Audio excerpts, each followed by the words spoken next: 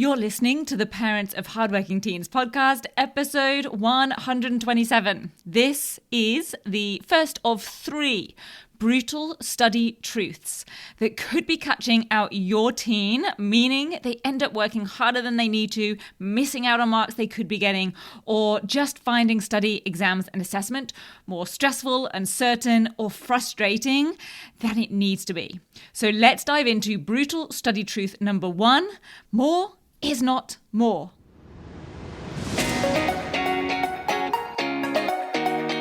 I'm Katie Jones, and with over 15 years in education as an award-winning high school teacher, international external examiner, and as a study coach, I've helped thousands of students skyrocket their results and confidence. And this podcast is where I share all my insights, tactics, and tips with you, the parent, so you can help your hardworking teen get happy, smart, and successful in their study, and have you both enjoy the journey along the way. This is the Parents of Hardworking Teens podcast. Hey there, very important parents and carers. I hope you and your teens are doing fantastic. I hope your day is going really well so far. I am brilliant because I have had some really productive coaching sessions with students lately. Some where I've had some moments where I've been a little bit blunt or brutal about things, but I think it's important to say how things are. And I really want whatever it is to make an impact sometimes. So I'm often a little bit blunt on purpose because I just want whatever it is that I'm trying to say or explain to really hit home. And I do always try to do it with kindness and care and a smile because I do believe it is possible to be blunt and impactful, but also be caring and kind, or at least I hope so anyway. And I also think it's not really being kind to just gloss over certain things or let things go that really do need to be addressed or could make a positive difference if we address them. So on that note, I thought I would share with you some of the brutal study truths that I have been confronting students with recently that I think could be helpful and positive for you and your teen to know about as well.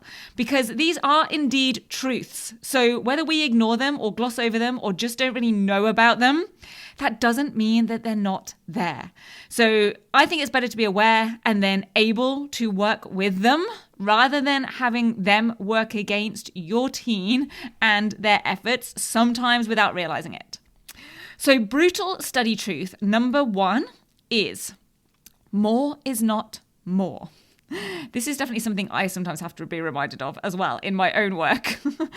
But when it comes down to it, 0 effort, yes, 0 words, 0 time will equal 0 marks.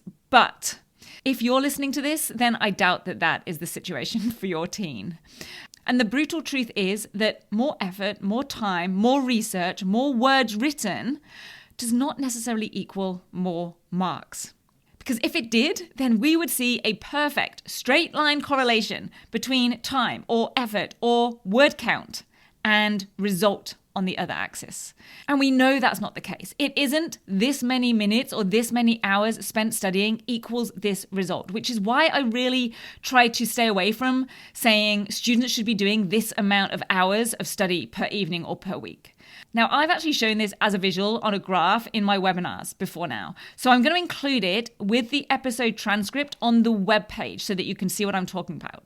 No opt-in required. It's not a specific resource. I'm just going to include it as an image. So you can go to www.rocksolidstudy.com/127 for 127. Now, I sometimes run a challenge with students that I'm working with called the Most Marks Least Word Challenge. I often do this in workshops or special events, but it's not some sort of special challenge that has to fully be set up by me. Anyone can actually do this for any question, though it does work really nicely for short response exam answers. Anything from maybe 3 to around 5 or 6 marks, this is a really nice exercise to do. And it's a great way for your teen to use past papers and mark schemes in a bit of a different way as well. So what you do is dissect the question, figure out what it requires. This is what we often do together on the workshop or whatever it is I'm delivering, and then figure out how do we put that across in a way that the exam marker would have to give full marks, but we are doing it in the least words. And another thing I like to do is even take a full mark answer, but see how can we get that down by knowing what the question required and what the mark scheme demands. How can we get that down to the least words possible? That's another really nice little exercise to do as well, because this really hones all 6 elements of exam technique: command words, marking guides, time use, and more. And here's what it looks like when your teen actually masters this. I'm going to share with you an email that I received from Selena, Campbell's mum. Now, I will just paraphrase and shorten a few bits just for the podcast, but she said, Campbell received some great news today. He's been given early entry into engineering at his preferred university and course, so he is super excited. She wrote, I would like to take this opportunity to thank you for this program. So Campbell went through the 10-week grade transformation program. She said it's helped Campbell fine-tune his written skills, allowing him to improve his marks and become more confident when sitting exams and assignments. And she put in brackets, if only he was taught this information in years 5, 6, or 7. Last week, he was completing a short answer response in a last-minute online group English tutoring session. Now, this was something outside of my program or any coaching that I'd been doing. And she wrote, his peers all wrote around 4 to 6 sentences to complete the task. Now, this was my favorite sentence of the whole email. She put, Campbell wrote 2 sentences and received the best mark. This is thanks to you. Kind regards, Selena. Because here's what I want to get across here. When students aren't clear and confident on what to do and how to do it at the level that they want to achieve, then this is when I see them using more time, using more effort, using more words than they need to, because they end up hedging their bets, adding a bit more just in case, or waffling on, not sure exactly what to write, but knowing it's maybe more than what they have, or not knowing exactly what point they need to make.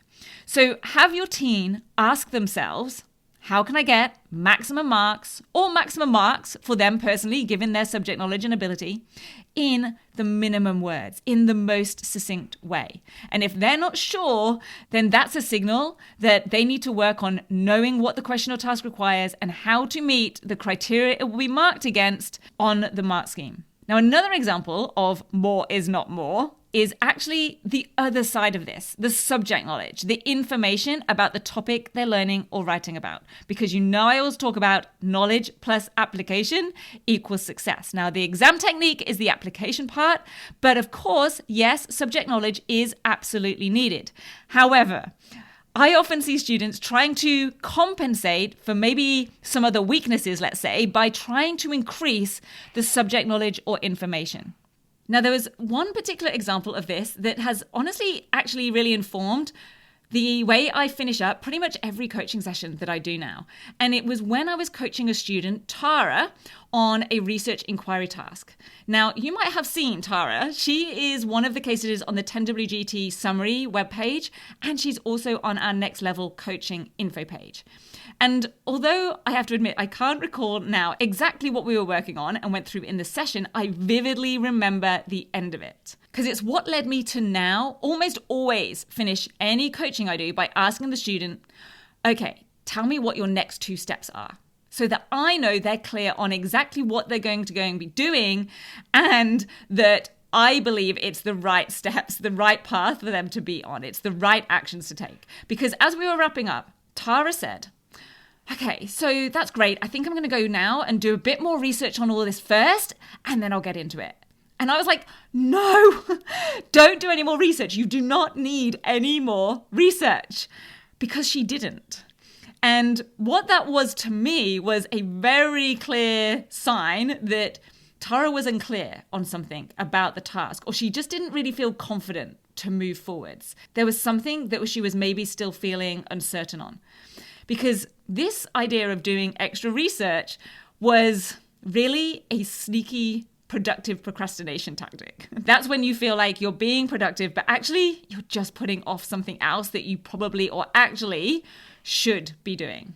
Because Tara did not need more research. She was a diligent student. She'd already done a ton. But I think Tara was hoping that having or doing some extra research around the topic she was going to be writing about would actually make her clearer or give her some extra confidence for something about the task, something that she wasn't really feeling ready to dive in on.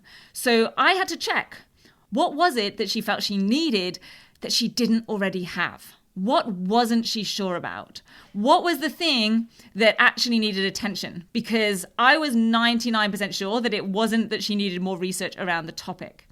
And I think that we can all understand that stalling or putting off the trickier task of writing an analysis or crafting a thesis statement is more challenging than Googling for more topic information. Because doing more research is A, likely to feel less daunting than actually starting to write the task, and B, we can sometimes feel like having more subject information is going to make writing that task easier. Now, of course, we do need a subject amount of knowledge and research or evidence, but there's definitely a point where we have enough, and more is not going to make the task or the writing any easier.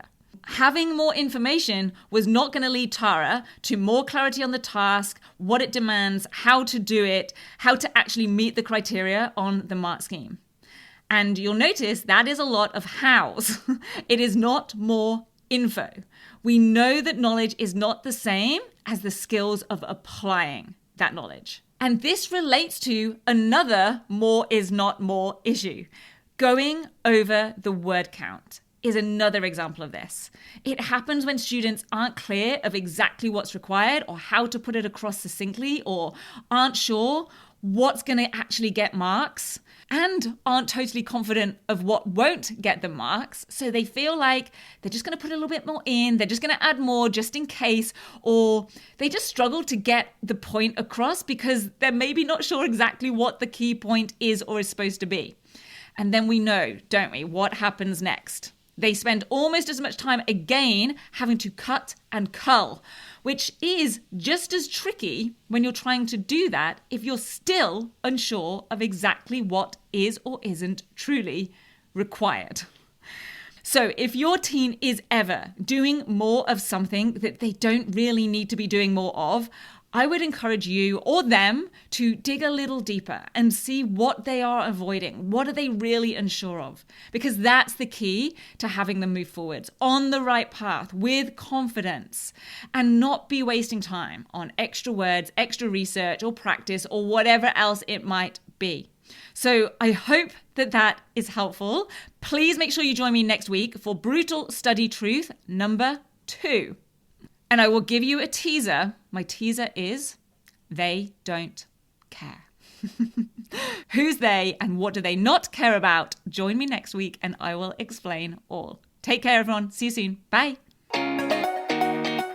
If you're ready to have your teen achieve their best possible results with less stress, then I want to invite you to enroll them in the 10-week Grade Transformation Program, where they're going to learn the key concepts, skills, and strategies to catapult their performance in assessments and exams. It's risk-free. They either achieve bigger and better results with a whole lot more confidence in 10 weeks, or we refund you in full. Just head over to www.rocksolidstudy.com/program and I'll see you there.